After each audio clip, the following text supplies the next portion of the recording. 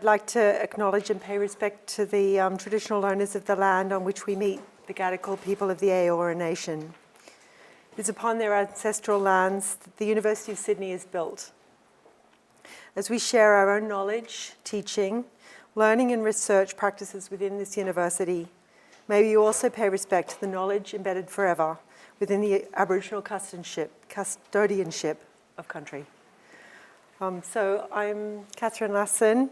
I teach here at the university, and I'm going to do a very short introduction to Minsuk Cho, our study studio, and then after the lecture, Jennifer Fern, another academic in the faculty, will do a Q&A with Min, in which it can have a kind of more conversational relationship to the material that he explores. So it's an absolute pleasure for me, particularly, to welcome Minsuk Cho here from Seoul to Sydney University this evening. He's a prominent, highly awarded and published architect, and founded his studio, Mass Studies, in 2003.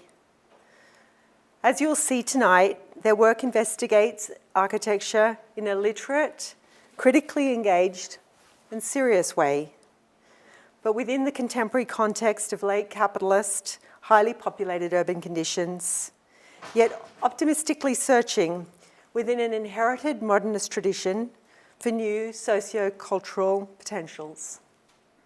They've won multiple awards, been highly published, but Minsuk modestly asked me not to spend any time tonight on his CV. As an example, however, I might point you to one project, his work at the 2013-14 Venice Biennale, which was titled The Crow's Eye View, for the Korean Pavilion in the Venice Biennale, and for which he was awarded the Golden Lion. And I thought I'd just read a short text that he wrote about that project, because I think it points to a broader agenda. In contrast to the singular and universalizing perspective of the bird's eye view, which we say might associate with a modernist perspective, the crow's eye view points to the impossibility of a cohesive grasp of the architecture of a divided Korea. Like uncharted patches of an irregular globe, a diverse range of work produced by architects, urbanists, poets and writers, artists, photographers and filmmakers, curators and collectors, that forms a multiple set of research programs and entry nodes. They call attention to the planned and the informal, the individual and the collective, the heroic and the everyday. Intertwined, yet in opposition, spilling over each other, they reveal the way a wide range of urban and architectural interventions have reflected and shaped the life of the Korean Peninsula. The Korean Pavilion reveals the Korean Peninsula as both symptom and agent, both archetype and anomaly of the tumultuous global trajectory of the past 100 years. The project highlights the office's interest in the real complexity of multiple conditions under which architecture operates today.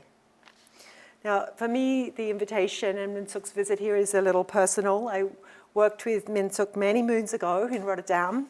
We were all recent graduates in what was the OMA pressure chamber during the mid-90s.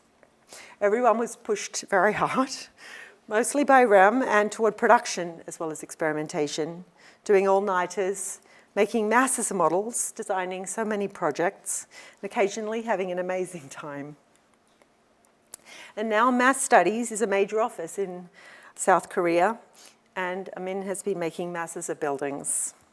His work seems to me thoughtful, with a lightness that also has a kind of humor. For example, in one project, floating beams walk on water. To my mind, the work bears intelligent traces of Rem's thinking and those Rotterdam days. The approach also seems explicitly responsive to new situations and conditions. It resists a singular, unified perspective, perhaps one could say in favor of a light complexity. Please join me in welcoming tonight Minsuk Cho.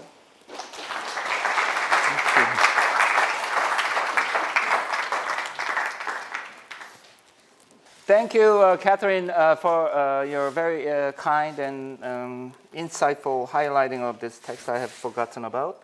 I'm really honored to be part of this institution. I like the building and environment very much, by the way. And it's also very nice to meet you, Jennifer, and also Stephen and Matilda for such a generosity. So math studies, we studied, now it's 17th year, and the word math, I can talk about many different ways, but it's often I talk about how the word is often used in science, like physics, but also in sociology, like mass cultures and mass media and so on. So it's just an intersection of many things that I think, what we do is, kind of obvious, but I think involves with the nature and also humans. That could be, and also I think basically the question comes down to what it's made of and what it does. So that's sort of, and the studies is sort of our insistence on being not like super expert professionals and sort of maneuver our way through changing worlds and challenges given. And my immediate challenge will be I have to squeeze these 6 challenges, sort of I try to categorize in this given time. This is where we work, actually. It's just, we just took this picture, and it's sort of show the physical condition and challenge situation. We sort of developed with the 2 other friends, and now there are 4 entities working there. And we're using about 80% of the floor area, but none of the area that we're working is visible in this picture because it's behind this old neighbor building, and also majority of our space is underground. So it's, I think the statistics is that Korea, I think I figured last time I visited 10 years ago, 60 times smaller by land area, and the population is 50 million, so twice. But then you have this amazing growth in population, like 20%, 25% growth in 10 years, which is also staggering. We are like the fastest aging country, by the way. So first challenge, architects, usually the challenges are given by clients, and this is a family of husband being the very well-regarded scholar of neuroscience, and the high school teacher wife, and 3 daughters. So this happened to be in this rare area in Korea where everybody has to have this certain pitch, like kind of Western style, but this is very rarity actually. It's near his university in this city of Daejeon. And this appears, it's a 2 building. And the idea was very simple because one of the challenges that he has is through this living space, and then where the courtyard is in the middle, and the parents, we kind of decide to be in the ground level. And then there's a second level. He, as a scholar, he has this also nice study that he can invite his graduate students and PhDs and discuss. And then the daughter is sort of living on top, and he has this also 20,000 books that we had to incorporate. So it's almost like a small library, because his interest is the brain, so it's a lot of different fields. So idea becomes that his book becomes this tying element, almost like a promenade architecture. So it's also challenging because it's sort of a north-facing road. The south is only a next-door building. So you have this small courtyard now with a tree, ground level, with the eastern sun that is showing, and then 3 daughters on top, and their attic on top. And then it kind of leads to a second level, and that would be study, the scholar's sort of a room with a view of courtyard and so on. And then third level, you can see it's like a mezzanine that connects to the daughter's living quarters, so that daughters can be also exposed to, these knowledges. And they have their own small rooms, but also they have a common area for their lounge on third level, which leads to 2 ways to get to the roof. Also, this is where they can peek in their father's study area on their level. And they have a small attic also, and which leads to a sort of covered terrace on top, which has a best view. So the whole thing becomes like this sort of a loop promenade within this small, what appears to be a 2 separate house connected by stairs and so on. And so when it was first built, the neighbor thought this was a library, actually. And so it kind of serves this sort of semi-private function as well. And the second, so this is a small challenge, but second kind of challenge is that there is, of course, every project that comes with its own challenges, but from the external challenges, but sometimes we have to come up with our own set of our own challenge. So in this case, we are asked to design this office space primarily with some social functions for 300 people moving from Seoul to this island, which was used to be known as only tourist island. And the site was just a vast sort of tabarasa, sloping 800-meter long. And there's no master plan, and we have to sort of choose one location because they kind of own this. They just bought this large territory it's an IT company. And so we actually come up with simple ways to construct with a distinct, not the typical office space, but kind of gives a unique identity. And it's a volcanic island, so there's a lot of this small parasite, and building kind of resembles that, almost like a wedding cake stacked. Sort of, we call it a formal structure investigation. And we imagine like sort of very small number of but yet distinctive elements. So in this case, 5 different structural forms that could be assembled and sort of proliferate, adapting to different needs, programmatic needs, and so on, which kind of addresses external, internal sort of a programmatic ambition, let's say. They even had a yard to grow plants and so on. And it's a pretty, and also they can mess with it. Nice thing is I think this building has in common this brutalist architect. What allows is that you can do a lot of fun things, and it's still the imposition, the architectural quality, almost like infrastructure, like quality kind of continues in a way. So this was basically the 800-meter long site, and this was very early on how we imagined this can grow, and this showing these 5 different elements. This meant to be a stacking of, now it's working, sort of. But it's also interesting that this was kind of a challenge that we set out ourselves. We worked with the budget, and this was quite tough, but it's a year before we did this small fashion shop. This has this kind of shell-like structure, but it's almost it evolved from it. And in this case, particularly when you compare the plan, we kind of introduced like a circular column to half circle column to quarter circle column, kind of become the cylindrical systemic way in a way. So these are the plans, how it works. And at a certain point, a few years ago, we had to do our own show, and it kind of served as a children's section, that kind of Lego-like things that can, for the poor kids who get dragged by their architects' parents, and it was quite popular. And then, but it's also evolved into some of the competitions that we didn't get to win.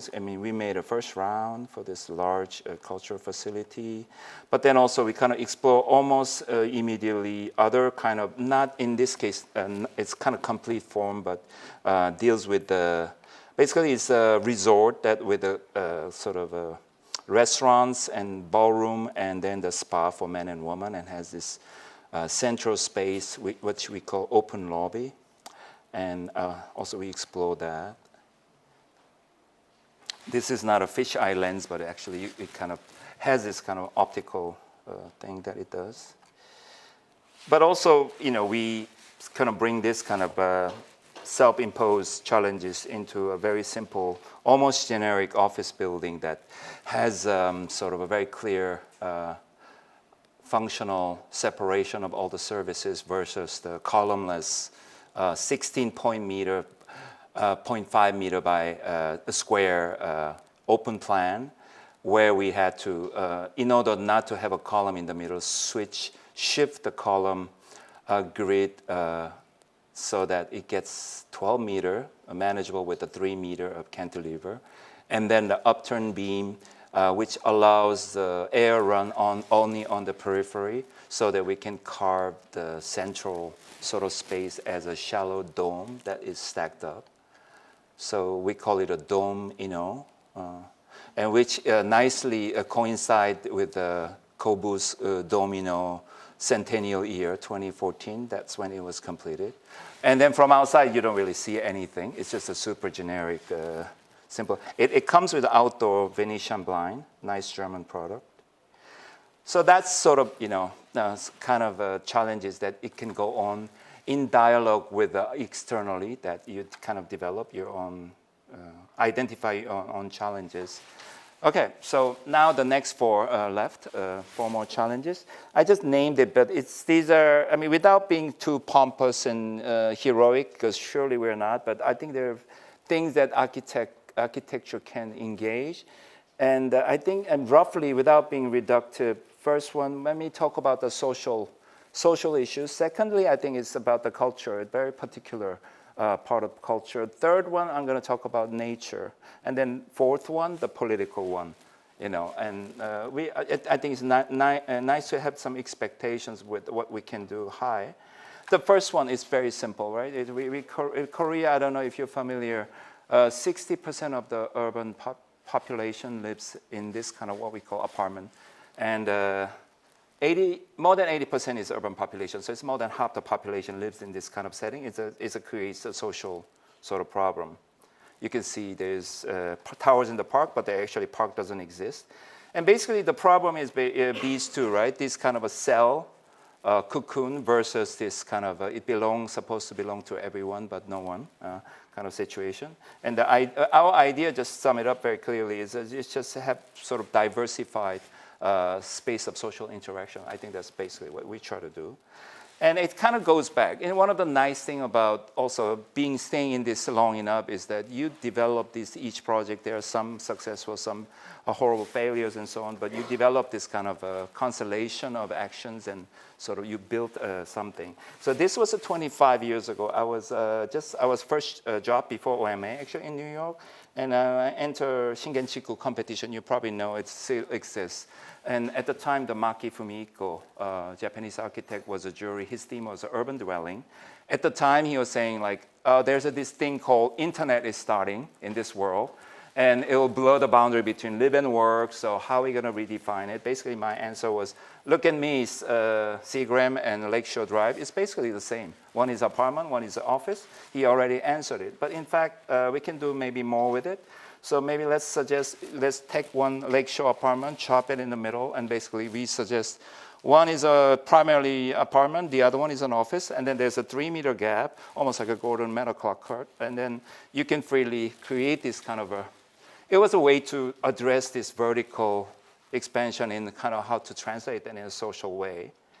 So then we kind of imagine different scenarios of some hippie commune come in and create this sort of a courtyard in a vertical way with trees are planted in the middle, and maybe there's a terrace housing. Maybe this is like a typical corporate housing with a 2-story mansion for president living in this 2-story flat, which is desirable for workspace, with the hierarchical 10-story tower for workers and so on. So there's this sort of almost anarchic way of like creating this vertical land, and people start jumping in and take out their own parts involved with the work.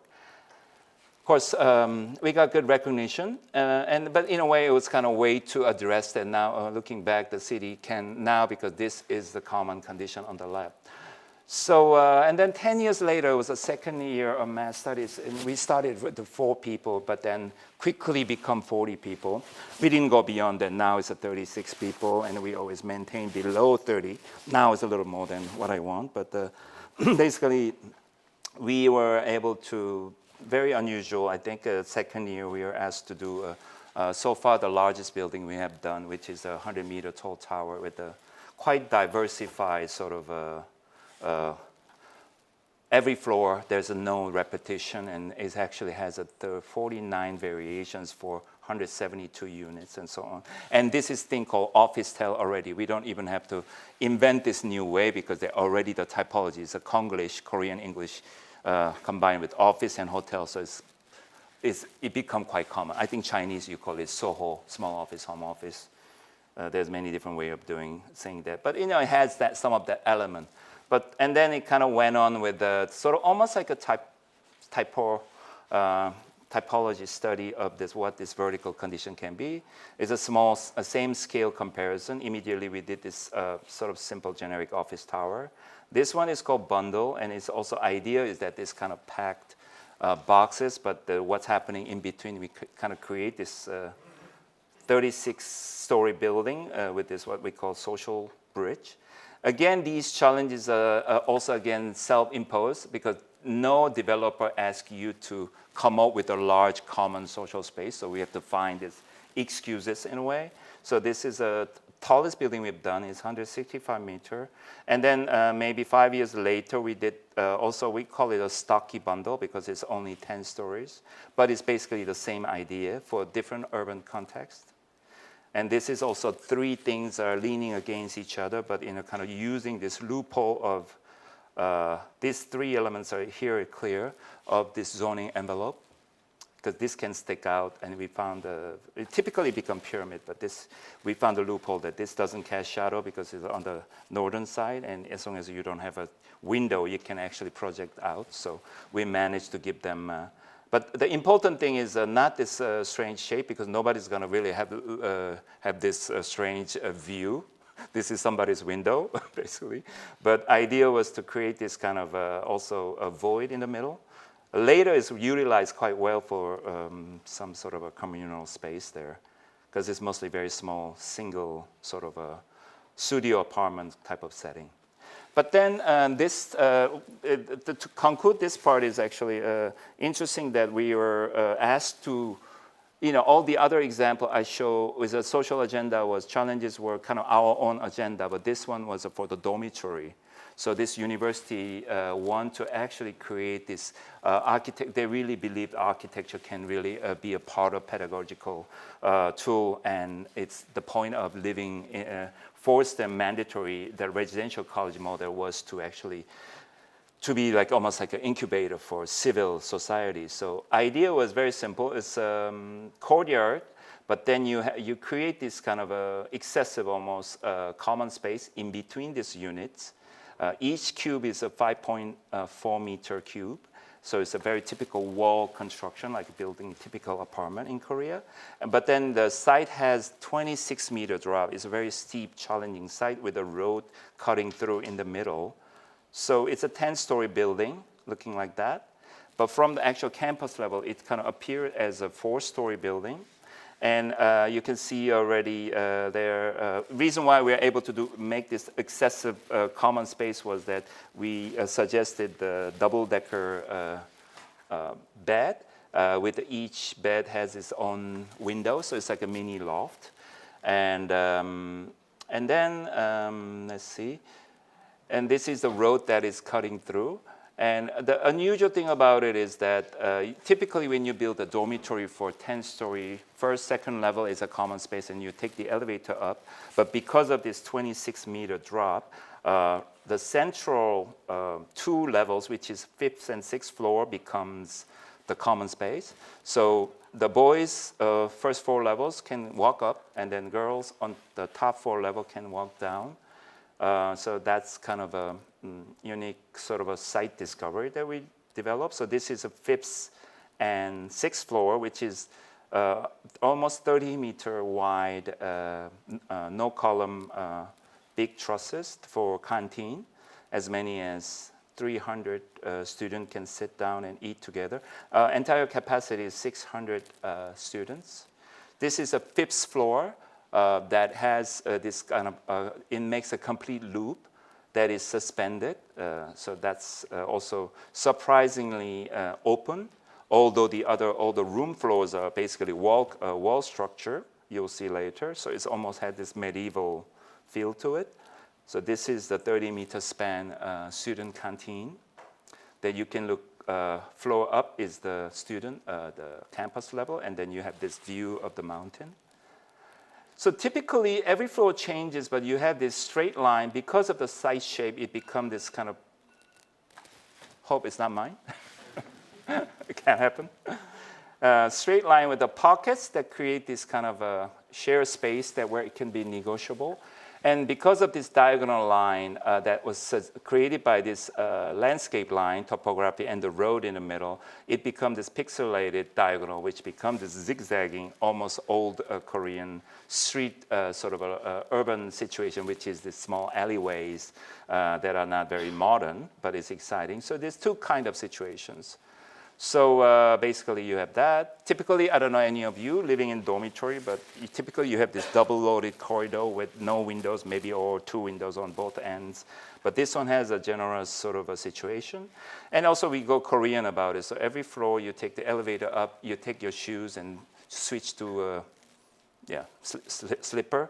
So that every time, I mean, the Koreans are very good at like taking their shoes up, it becomes a living room. You're on the parking lot or any subway or this is their thing. So it's like everybody feels at home once you arrive, switch your shoes to slippers.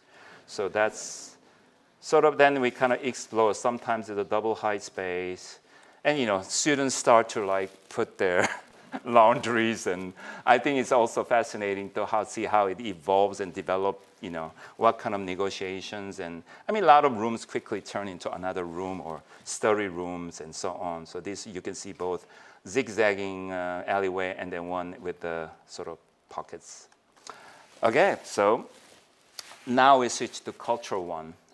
This is where this is the number of people who watch a number of movie theater visits each year in Korea since the 50s, okay? I'm talking about the cinema here. Shockingly, the peak was 1970s. You can imagine that. I mean, this is a number of movie visits, but actually when you divide it into per person, this peak was when Korea was 30 million people, now 50 million. So actually what it says is that around 1970, average person went to movie theater 6 times a year. And now 4.5 times. And you can explain why, right? There's this glory days of this rising cinema as a sort of popular culture. This thing kind of sat on it for a long time. And then it turned into this shopping mall, Uniqlo and Muji mixture with all this like big giant soup of junk space, you can call it. But then some are rising up. And then of course now last 4 years is a Netflix, right? All that digital hikikomori situation. So Korean cinema, I mean, we are fortunate to engage these sort of moment that movie strikes back moments, so early 2000, the millennium time. And I don't know if you know Bong Joon-ho, Netflix. There's a big Okja was sort of a controversial. And his early movie, very first one, still my favorite, was maybe 5,000 people watched it. But Barking Dog Never Bite, and that was and that's how it changed. What used to be this obscure Korean, who knows, director become now this like the big global sort of a presence. Old Boy, probably you have seen it, right? Spike Lee made a remake, didn't succeed very well, but then same director, Park Chan-wook made another movie. Now this thing, the woman, Little Drummer Girl, have you seen it? BBC? He made a series, it's an Australian actress, Pugh, last name is Pugh. You know this one? Sleeping Beauty? You don't, you don't. You can watch it, Netflix, I think. Anyway, the reflection of that urbanistically used to be the movie going was a very urban, exciting social event. Now, you can conveniently reserve your, the 3 franchises in Korea, the Cineplex or multiplex you call it, and problem is only there are 8 movies or 6 sometimes, right? And the cultural ecology is really in threat. So it used to be, each theater has this very interesting presence to the street. And now is this situation, right? Shopping mall situation. And this, again. So Chungmuro is the birthplace of the Seoul, the Korean sort of filmmaking since the late 50s. And we were fortunate that 2001 and a little more than a year ago, we were involved in this 2 projects, which is we're currently working on. First one is actually literally in this, literally on the subway, underused corridor of subway. At the time, this is 70 meter long and 6 meter wide.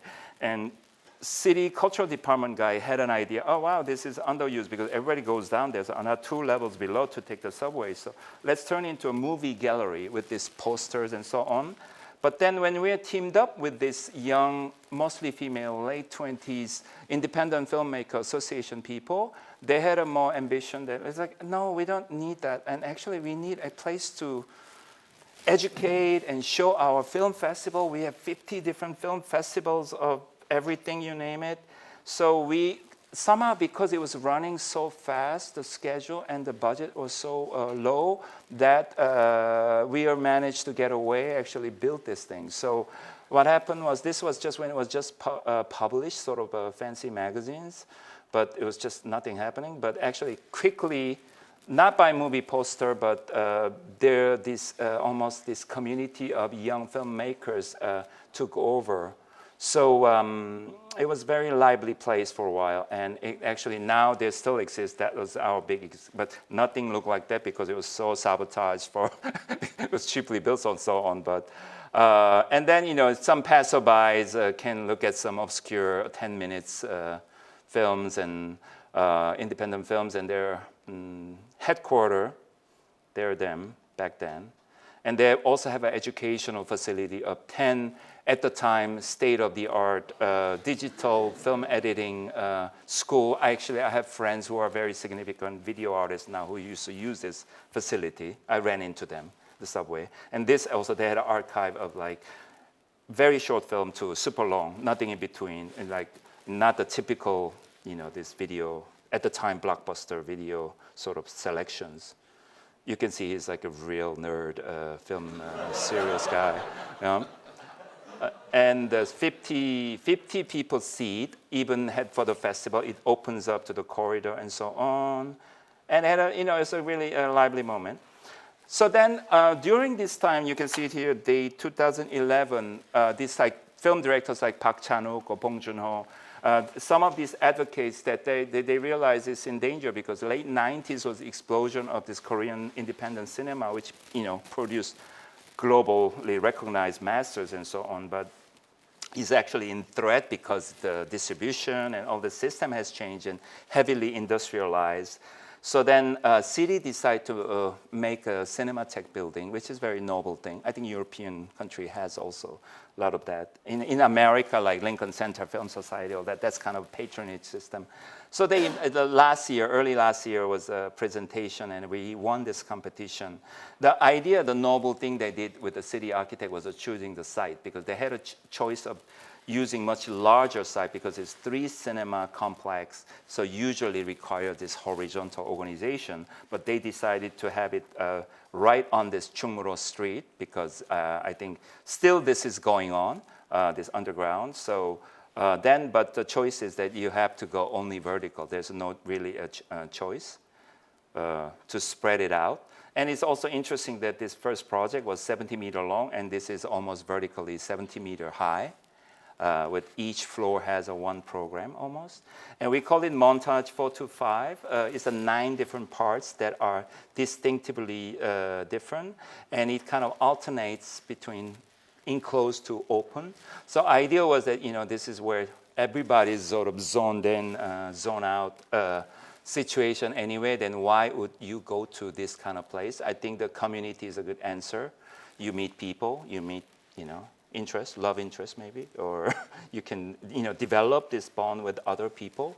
And so idea was that there's an underground small medium theater, and then workroom studios, and then open air theater, which is open actually towards sky, which we added as a bonus. And then in between there's a lobby, library, lectures, and office, and so on.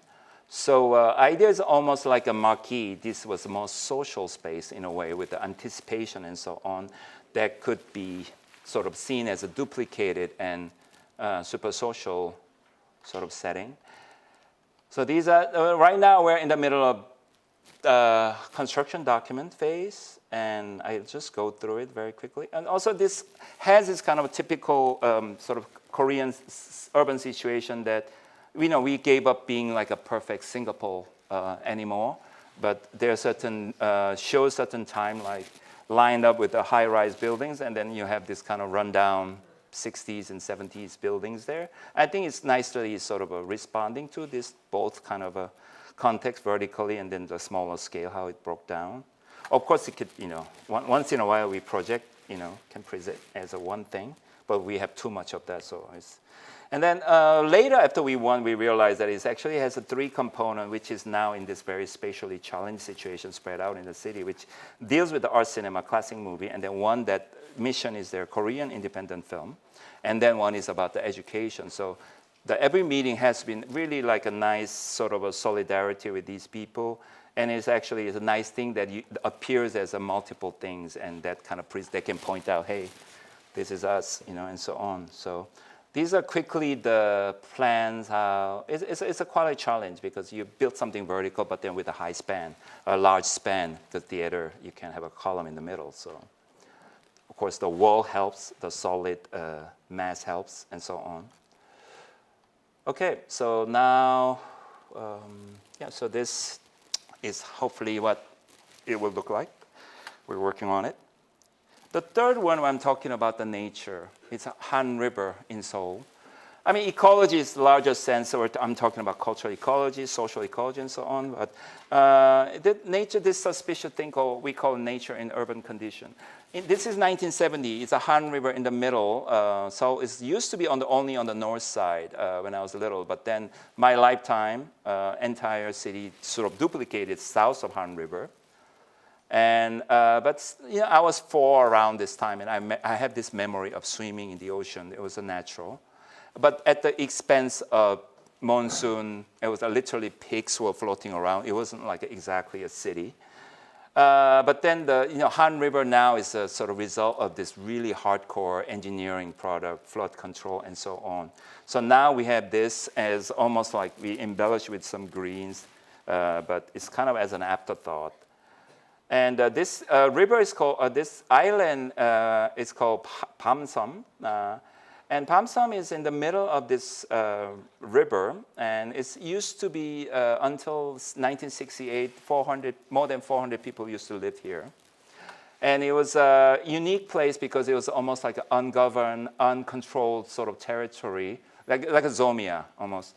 And their life was made from making ships, and they had this very liberal attitude about polygamous, I don't know, this island people thing. And it was like almost, but then what happened was this was like the late 60s, when the monsoon season, this thing was disconnected completely, no bridges, and only, I mean, they were all able to swim, and they have their own boats and so on. And it was also a tip of Seoul, which was only the north part at the time. But then now, what happened was this is another island. It's more like a delta, lower part, because the Pamsum was a rock. And it was to create this as a sort of a Manhattan of Seoul at the time. This Pamsum was completely exploded into rubble to create the 7 kilometer long peripheral sort of polders around it. So this was a master plan back then. This is a 7 kilometer Pamsum is somewhere here. So this is like, how you can see it turn into this kind of rubble sort of ruins. And then, but strangely, it grew back. So the Manhattan of Seoul, we contributed one tower there. And they even had this kind of shamanistic tradition, and this is their sort of a church per se, or temple. And they moved to this area, which is the north side, where they choose to be on the site that they look at their homeland, which was just sort of in the ruin, in the middle of water. They still go there once a year. Anyway, what happened was it grew back to 6 times larger than its original size now, over the 50 years. This suspicious growth, in a way, this red is what it used to be, and now it's much larger, 6 times. So this is a different change. And the government, and then it become this very popular spot for birds. So there's like 50 different migrating birds visiting, and 140 different plants and so on. So in a way, probably some of you have read it. Alan Wiseman talks about World Without Us. This book is an interesting book. I talk about Chernobyl or DMZ, the border between North and South, where people are forcefully, it's like post-apocalyptic landscape, how the nature takes over, and how long, he imagines further what if human all of a sudden die for some reason, how long it takes to have, nature recover and so on. That's that. And then there's, I'm going back to Bong Joon-ho's story, the film director, Barking Dog. he made this blockbuster hose. It was about this kind of a chemical that was spread out and kind of create this kind of a monster that attacks everyone and so on. So I mean, the story what I'm talking about is that when you talk about ecology, you're either talking about this sort of ecocentric second coming or like anthropocentric apocalypse. It's almost, they're basically essentially the same story, almost biblical. I'm not quite Christian actually. So, but, and the Pamsam is also easily taken as this kind of a inspiring feel-good story about how nature recovers. But reason why its sedimentary process happened was also, meanwhile, they built the dams on both sides so that it controls the water flow. So it's actually, it become pretty static. So it's actually combination, it's a mutant, it's an unintended combination of between humans and also the nature, the hydrodynamics and so on. So, I mean, our idea was very simple. The brief was actually because this become also the sort of significant ecology site now. People cannot go there except the Zomia people once a year to do their shamanistic thing, to have a bird watching sort of platform. So it was invited competition. We won because I think we won. I mean, we did almost nothing. It wasn't like, I mean, initially they wanted to have like some Bilbao effect with it, but it's like, come on.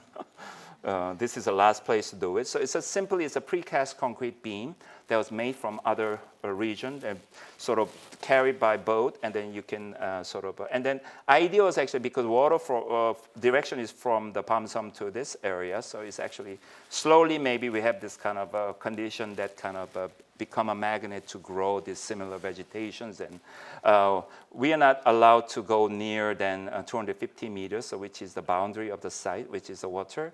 So, but maybe we can bring birds also to this area, which is this kind of very industrial in front of, it's not showing here, but you'll get to that.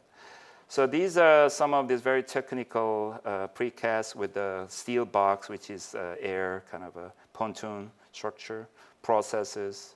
I'll just go through it quite quickly. And then also the water fluctuates 9 meters, so we get to design this sort of a bridge that changes its angle. These are some of this floating mat system that could also attract these vegetations. And these are all very technical things, and we're excited to do. We never designed anything like that. However, our work was done last year. But then now the new governmental change, we had this kind of revolution moment 2 years ago, which now become very normal, I think.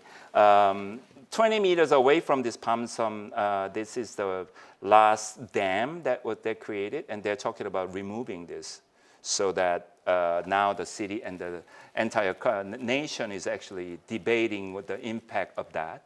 So everything stopped. Of course, now there's already existing 40 or so pontoon structures, so that will severely sort of affect and damage, obviously. So we're waiting for that. Good news is that we haven't built it, so we can always adjust and adapt to it. So we are very happy to be part of it, although it's a bummer. However, it gave us a very good position to enter another competition just behind it, which was the old power plant that I call it like a budget Tate project because it's by the river and it's a super low budget, but 2 power stations built in the 70s turning into a cultural venue. So it was open 2-stage competition, and last December we have won this. I mean, this is why this is a new sort of a clean energy, natural gas under construction, all gonna be unique underground sort of a landscape architecture type of thing.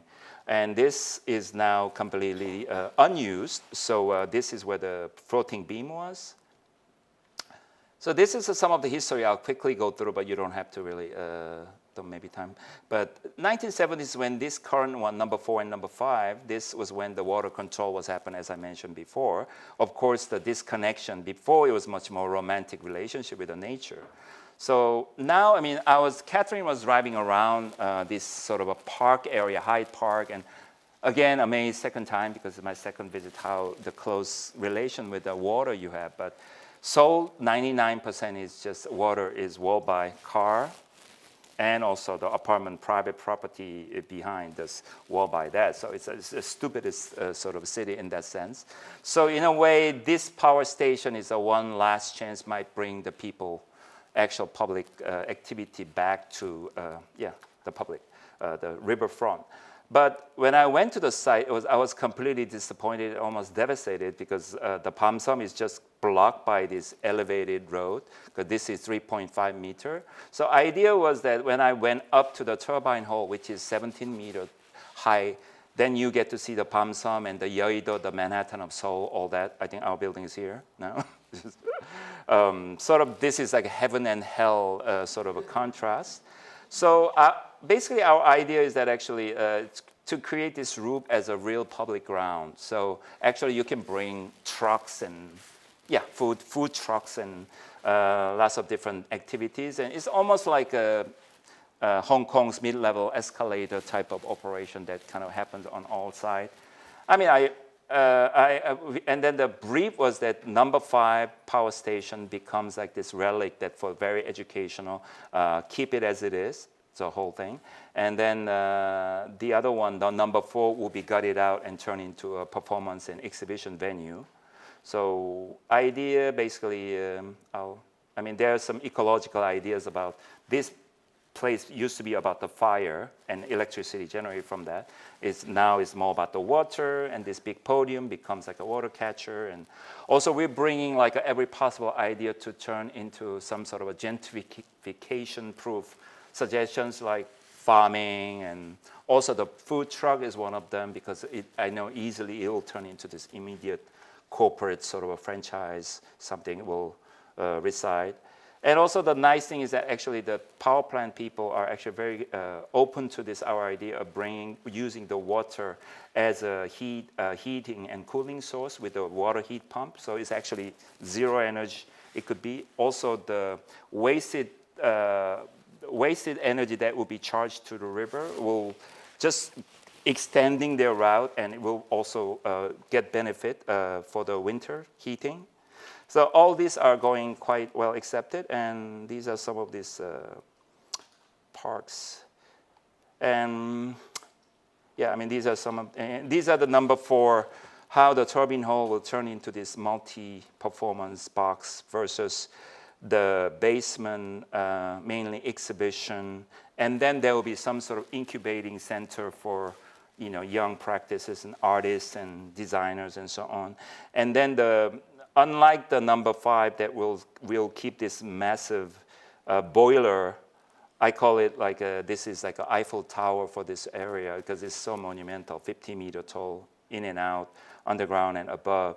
But number 4 will be gutted out, and that void will be filled in with this exhibition and project room for this incubating area. And then on top, there will be this, only the trajectory, the structure that was hanging, the boiler will remain, and all this very intricate catwalk will survive as a public sort of a viewing lot. So this it is what is there. And it's almost like recently the Hedwig made this vessel, it's like this vessel itself is like 6 times larger than the whole thing. Yes. But it has sort of similar height and experience, but I think probably the cost would be like 100 times cheaper. So this is it. And this could be like a nice, we call it hyper pavilion, but this could be a nice venue for, I don't know, Daniel Buren can be like made a beautiful installation, or Olaf Eliasson, who knows. So we're suggesting a lot of these programmatic ideas. And we're surrounded by a very good task force team, experts in contemporary performance art and also art curate. And I mean, this could be also, we have a Seoul Biennale of Architecture and Urbanism, so hopefully maybe we can sort of host that event and so on. And then lastly about this project is about also we had to build this underground parking lot. That is a second kind of commission. And idea was that since we have enough sort of Hyde Park, Tate sort of greeneries around it already planned, so we can leave this one significant portion as for events, so that it could be markets and outdoor screenings. And this is current City Hall, and size is quite comparable, so you have a great potential of also drawing people. And to activate more of that sort of open, hard paved space. I mean, some water penetration, but these two turbine hole, one is converted into a multi-purpose hole, and sort of preserved number 5 turbine hole could be a giant vertical lift door, so it can open up so that the two space become 130 meter plus another 120 meters, so it's almost 250 meter long linear space, which will be great for like DJ and rave venues and things like that, because this area, Hongik University, is very known for this underground culture. Now it's kind of sadly sort of gentrified and all that, but there are some interesting people there. So I'm showing this was a competition when we presented these kind of potentials. Also, we can put up a tent. And then, there are other precious venues that is comparable to this, but this, for me, I really hope that this isn't like another disappointing high-profile cultural sort of a thing. But I imagine this to be like a Lina Bobardi's Sesk in Pompeii in Sao Paulo type of liveliness and engaging and so on. So these are all sort of a similar.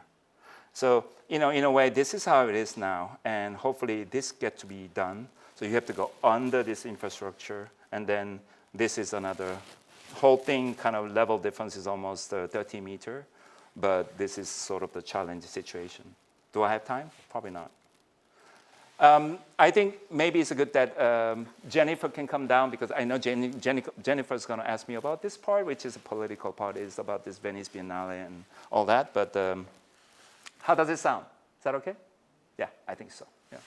Thank you very much. So my first question to you, and I'm glad you stopped right before the 2014 Venice Biennale. And for those of you who were in Venice in 2014, Minsuk and a lot of his fellow compatriots created an amazing pavilion that won the Golden Lion. And what was interesting is that the pavilion also featured the DMZ, right? The demilitarized zone that exists between North Korea and South Korea. So my first question to you is about North Korea. So in your opinion, how do public perceptions of North Korea in the press, so we read about Kim Jong-un, we have communism, we have the cult of secrecy, how do you think, as an architect, in your opinion, how has that influenced Korean architecture today? Public perceptions about the North Korea. About the North Korea, yeah. Has You can, as broadly as you want to construe that. It really depends, because when I had to curate this, my project started early 2013, year before the opening, actually more like 14 years of time. And this was actually probably the darkest moment of the North-South Korean relationship. So before that, which ended around 2008, there's a 10 years of very happy period of sunshine policy time, remember? Which produced still one and only Nobel Prize winning, Peace Prize winning president, who no longer lived, but the amazing man. So I mean, that during that time was already there was so many interactions. But when I stumbled on this project, was actually it was quite sort of scary time. Also, it was a very coincide with the Kim Jong-un's sort of ascension. So yeah, I think it's also, but looking back, I think it's very exciting, because I was going to get to that, but now I get to talk about it. But now, last 2 years with this revolutionary time, now it's actually we are very about because pro-dialogue sort of a moment. So it's actually these kind of activity, what used to be maybe a fear of getting blacklisted or things like that. I mean, still, I don't know if you know about the history of Korea, but still, I think it's probably last Cold War sort of a situation that we're talking about. And I think a lot of at certain regime, yeah. A lot of the Korean architects from North Korea were also trained by Soviets, right, and Russian. Absolutely, right. Absolutely. So you see a lot of the buildings. If you do ever get a shot of North Korea from the internet or satellite image, they are Soviet-based structures. Yeah. Exactly. So this is also a good point. But for this particular exhibition, at that moment, what I was pushing was actually North Korea is so easily sensationalized and ridiculed, and almost the most reductive sort of a way, that I was trying to kind of try to be very subtle, but the common things there, and almost we present as like a one country, as if we had a unification. Yeah, I think that was a very nice tactic in a way, because we kind of, Hyungmin, you know very well, and who spoke here hired, we divided into 4 different themes, not by regions, not by period, but, and then we kind of put them together in a kind of a crafty way, hopefully, that you can look at the caption, then you know this is North and South, but we highlighted a lot of similarities. So, I mean, we of course, North Korea was very much influenced by Beaux-Arts, trained Russian architect through Moscow education in the 50s. There's this great master who built from scratch, really like this almost Parisian sort of, but under this Kim Jong-un Chuche ideology plan, things like that. And I mean, there are also iconographies are very, there's a common element because we have few thousands of shared history until 66 years ago.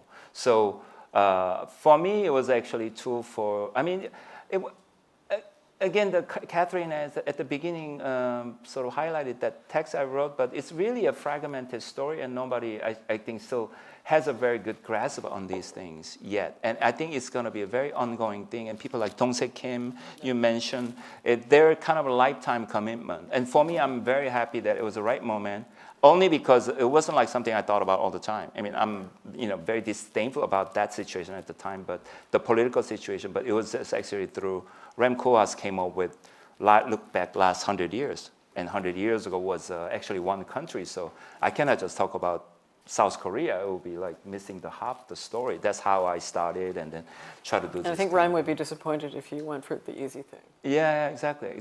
So, and I think that's quite brilliant, because that moment in history was actually a lot of this post-colonial, and it was nobody really articulated that in Korea that way. So, I mean, I guess this leads me into my second question. Yes. And some of your more recent work, you were working Please. on a seed vault for life and knowledge. That's right, Yeah, which is really interesting, which has been ongoing since about 2016.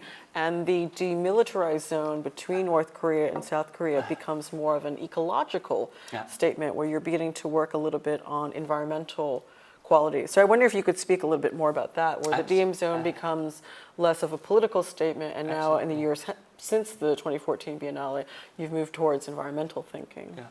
Yeah. You're so informed about this project. I'm totally informed. That I missed out that the last part, as I was going to show. I'm glad I didn't show. So we have something to talk about now. So. No, but this it's a remarkable place, because there's this.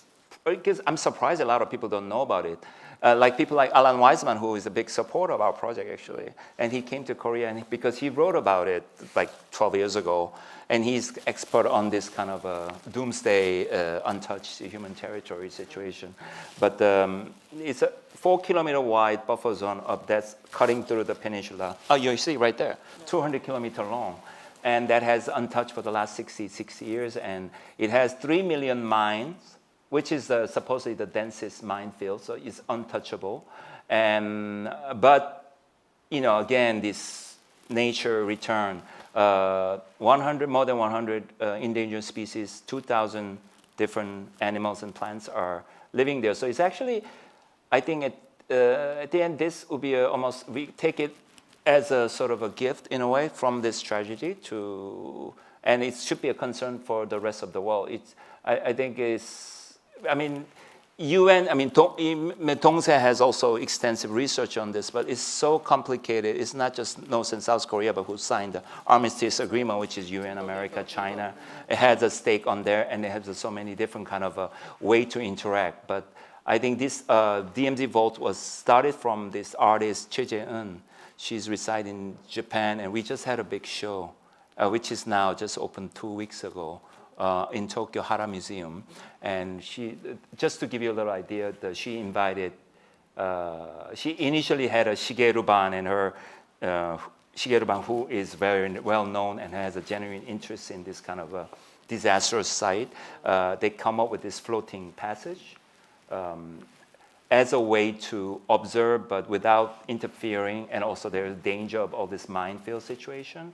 And then she started to so almost prescribe, almost like designing a performance, a ritual, how many people can go there, and then there's like a stopping moment. Okay, then Olaf Eliasson or Mumbai studio. There's several artists and architects sort of joined in, completely unpaid. Last 5 years we've been working on this project. And she was asked me to do this kind of a seed vault, and that's the background of that. So, I mean, my idea is also like, who am I to design it? And also we reserve some few spots for the North Korean architect and artists to get involved. Yeah, of course, it's really that depending on the political situation. But my one clear idea is that she initially asked me to come up with the ecology library and seed bank. You probably have a seed bank somewhere here too, right? I don't know. Do we have one in Australia? Yeah, this is like this is how last 30 years. I know there's of one this, in Norway. Yeah, exactly. The Svalbard In case is a the famous apocalypse one. happens. I've been to one in the Millennium Seed Bank in Wakehurst near London. That's one of the famous ones. But basically, it's the idea of this creating the Noah's Ark. Right. To save all the species. Yeah, and it has also a lot to do with this whole intellectual property, the farmer guy situation. The knowledge and life has been the most threatened, commodified for the last 30 years. So there is this kind of two types of facility that kind of reserve. But also that has to do with all the digital production of knowledge, that how it's kind of exponentially grows. And now it's important to sort of select the real important ones. It's almost like a statement and symbolic act. But this thing is popping up. So basically, I realized there's a tunnel that was made by North Korean, although not official agreement. 4 of them are discovered cutting through the DMZ area and now become part of this dark tourism site.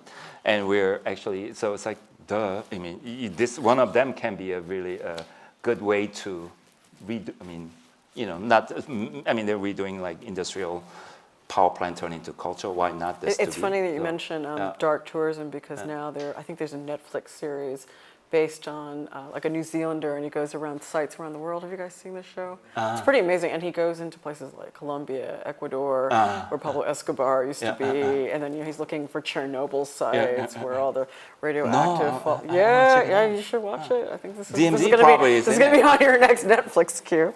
And I think it's basically he puts himself into the most dangerous situation. But it leads me to my next question, which is that the adaptive reuse of these structures, like the tunnels you mentioned. Are like sewers in Beijing, like they were used as Cold War shelters, and then they've been. Do you purposely in your practice look for these moments where you're able to take these underutilized structures and integrate them into some of your projects? No, this just comes by chance, yes. No, Korea is actually interesting because you have this very different, although it's a small, compact country, you have very different energies of kind of old and now, and sometimes there's like feels like a future. All that given to us by different region or even in the same city, you can deal with these very different conditions. So sometimes, like this red concrete project was like almost clean slate. I have to come up with something. But a lot of times, more and more toward we don't have to invent something that is already there and make the most out of what's given. Has been also a very useful thing. Yeah. I mean, but I do like the fact that still there's, this clean state situation. We have to come up with something. Right, like a kind of tabula rasa. These options, I think, is quite healthy. Your portfolio, as we've probably seen in tonight's lecture, is incredibly diverse. Right, so you've done some, Biennale work, you've done ecological, environmental work, you've done this Cinematheque. Do you find that a building typology like the Seoul Cinematheque that you're about to build is as equally experimental, equally as radicalized as some of the other stuff that is unbuilt or less politicized? Like it is a pretty standard, floor slab stacked tower. But do you also find moments of radicality in those kind of projects? Because for me, I don't know what's so radical anymore. You know what I mean? So jaded. No, not jaded, meaning that it's a. I mean, so I think I'm from generation like this. These radical-looking buildings that are meant to mean something or stand up something. But you see these radical sort of visual things happening in the most suspicious regimes, and I think I kind of lost that and. You're skeptical. Does it really like this defamiliarizing things? Architect has always provide that answer. I think it's, for me, what's fascinating, that's what I was trying to present, was that this city, how it's changed, and the production of this particular, the cultural ecology of this film production, especially in the film independent film, the sort of underlying narrative was it's so tough to stay in the center where it originated. So you have to go to underground. Now you have to build a Now you gotta go up, like the Needle Theater, and and it didn't happen because of me. I think there was a very like-minded, respected city architect was involved in the choosing the site. I mean, for me, these are the very important decisions that I was very happy to take it as a premise. And you know, there's actually quite well-known architects who invited, and they had a different take on it. But and then we try to be sensible with this. Yeah. And it was really great. I mean, this is my last question, and then we'll open it up to the floor, which is, you know, in your work, you're also very interested in the mixing between nature and culture, and in the power plant, the cultural center, the mix between the city, industry, and ecology. So I guess, could you tell us more about challenges building on the Han River, like that as an ecological site? What were some of the challenges there? And then also, how do you transform an industrial site into a site of aesthetic consumption, right? So it's becoming less of a power cliche. plant. Biggest cliche The biggest now. cliche, which is like now Every it's coffee about, shop, every craft beer. You've got your flat white now in Seoul, right? But this idea have all of a cultural arts center that used to be a disused industrial site, that happens everywhere. You call it the budget absolutely, absolutely. No, all that is good. I mean, for me, it's just these two incidents. As I present a little bit of this history of the island, Bamsom, sort of it's a kind of very hot topic because it's a trendy sort of subject that.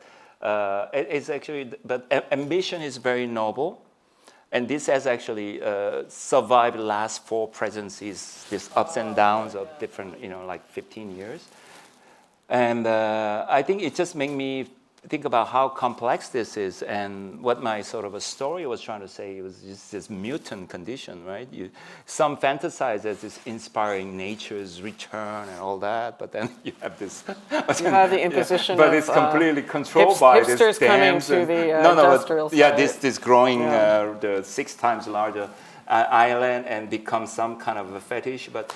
For me, it's like it is what it is, and it is. We'll make the most out of it. But I think these attitudes are quite dangerous in a way. You know, it's this whole apocalypse second coming. This kind of a dramatized sort of discourses and almost become like a prevailing ideology. Also, like this whole green thing. And I think there must have been technical challenges that you had to face in refurbishing both the plants, right? It's been 4 months, so it's just never experienced such a project that requires site visits, and you know, we do all those 3D scanning, quite detailed and all that, but it's quite exciting. It's a whole new thing, but I think it's quite you know, it's like Catherine handled a little bit, but a couple of years ago there was this article I read, like this New Zealand tribe. They try like 140 years this river that is recognized as a legal entity. It's like because they consider it as a sort of a. It's part of the living culture. Yeah, also their ancestors, almost like this animistic, shamanistic sort of approach. They become like this legit thing. And then I was actually fascinated. Around the same time, EU recognized this. Robots, artificial intelligence also has to be registered now, and then also legally recognized. And it's true for countries' cuisines and cultures. So the French have their baguettes. Yeah. That is a national living treasure. That's the only country in the world can make a proper baguette. Incredible. So maybe there's something to be done about the Han River as a living entity. It's like non-human sort of solidarity almost. So I think this will be an opportunity to look at. You know, that kind of larger issues for me, and but it's also I'm super engaged with the. It looks like it's very challenging, but technically politically it's also crazy. Interesting project.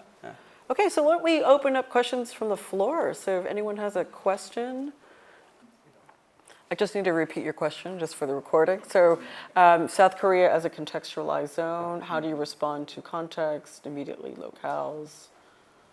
That's a tough question because context is very different from what you call context here or in the West. I think this idea. And actually, Catherine was explaining Sydney when she was driving me around before I got here. I was like, it's very much, I was sympathetic in a way because you have these bits and pieces of, not as the entire city is cohesive, but it has this moment, not quite completed in a way, but it kind of shows also each moment. I think Seoul is like that. Every market crash moment to the thriving moments to political changes. So, I mean, it's kind I felt very at home when you showed us the laundry in some of these sort of semi-public spaces. the dormitory And project. The whole idea of people changing shoes Yeah. and feeling more at home in these sorts of secondary spaces. Yeah. You know, and I just was wondering if you could elaborate maybe on something That's a like very good point because I think it's I said it once. It's like something like you can copy Piazza Campidoglio to Korea, exactly same scale, same setting, but way we behave, it will be completely different. We'll do like take our shoes off, and I think it's also the modern 20th century invention that took over the world, like infrastructures and even the road driving habit, or any subways or what you consider as a sort of a globalized sort of product that is homogenizing. Actually, it feels quite different, and also has to do with the social bubble. How it's more than actually architecture, but I think that's what makes the architecture. I think we had a second question behind you. Yeah, right there. Same idea. We had a Seoul city miniature, and then they have a Pyongyang miniature. So this was like I had a very different. No, but the Korean pavilion was basically is one of the page, and here you see Kim Il-sung Plaza with this no cars parade ground with the library and history museum and art museum, and then this is Korea, but it's how strikingly similar.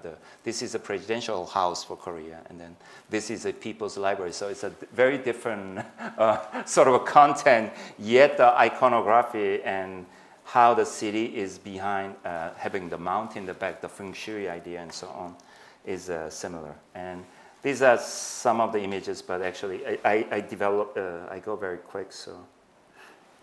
Yeah, I mean, this basically, I was going to mainly talk about how these kind of exhibition becomes more than an exhibition in a way, because it doesn't stop and actually become like my, I don't know, obsession. Yeah, I think like a lot of the records of the Venice Biennale pavilions from Great Britain to the U.S. to France to the Chinese pavilion I also saw this year, right?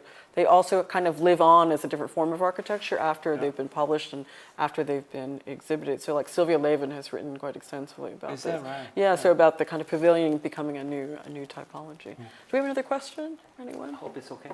Yeah, is that good? Bit of a flash forward. Anybody else? Question? Yeah. So have you faced challenges or resistance in designing innovative forms for more traditional settings or more traditional clientele, perhaps? I can tell you one example. There was this, it was an interesting moment. That's a very good question. And again, it's also a question of the context. Your question first was kind of remind me of that nightmare I had. But I had a very small gallery sort of slash restaurant project that is designated as this protected zone of this hanok, what we call it, this single story wooden structure, charming thing. But this was a moment that after Koreans demolish all of that, 99% of it, and start to build this Hilbesheimer apartment blocks, and then realize this 1% left become like a fetish almost.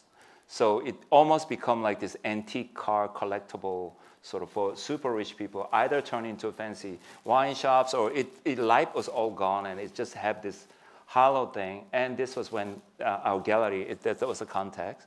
I mean, still, I think it's good to keep it. But anyway, to make the long story short, we were killed, literally, 11 committees. But later, they changed the regulation because it was hopelessly like other things spilling in. And I think we had a more realistic view.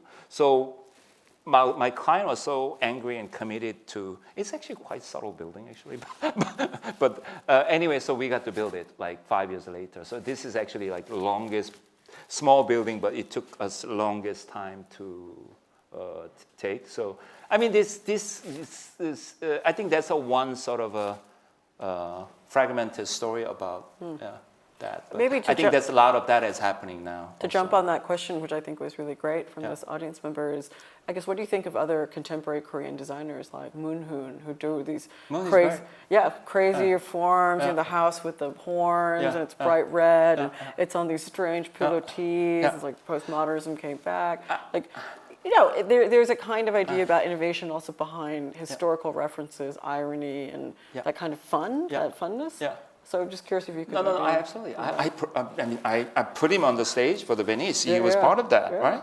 Because he wasn't like the North Korea, but he really, I think, used his amazing sketch as a contemporary sort of a tool, critical tool to critique these contemporary cities and so on. And his work just also reflected that. But I do like him. He's a kind of odd, but now he's also presenting Korea for the Dubai Expo, Korean Pavilion. Okay. So he's like mainstream now. Yeah. You know, I was so happy that he's doing that. People like him is doing that.